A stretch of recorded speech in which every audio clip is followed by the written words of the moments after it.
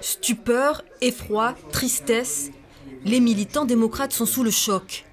Au terme d'une longue nuit de doutes, d'espoir et de désillusion, ils doivent se rendre à l'évidence. Donald Trump devient le 45e président des États-Unis. Je regarde avec horreur ce qui se passe parce que, franchement, je considère que une présidence de Trump sera un désastre. C'est un grand choc à moi, un grand choc. Le réveil a sonné tôt pour ces ressortissants américains.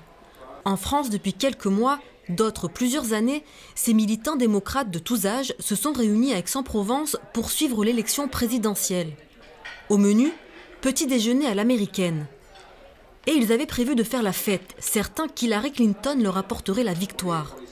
Au fil de la matinée, à mesure que les résultats tombent, l'appétit disparaît, leur scénario s'effondre, tout comme le marché financier mondial.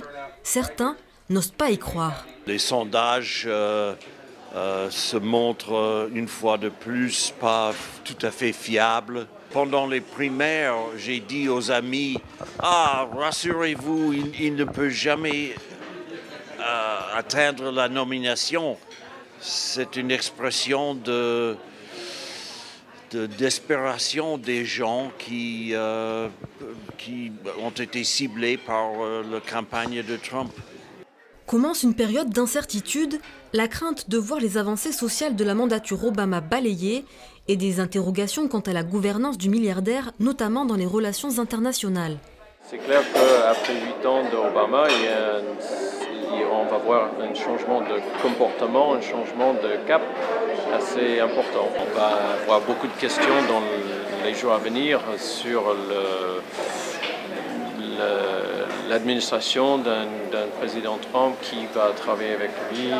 Il est anxiogène pour la plupart du monde et on va voir une période où les États-Unis ne vont pas être en tête il ne va pas chercher des accords de libre-échange. Il y aura une sorte de réaction défensive vis-à-vis de l'économie mondiale. Le Brexit annoncé par Trump a bien eu lieu. Triste journée pour les démocrates qui espéraient bien sabrer le champagne.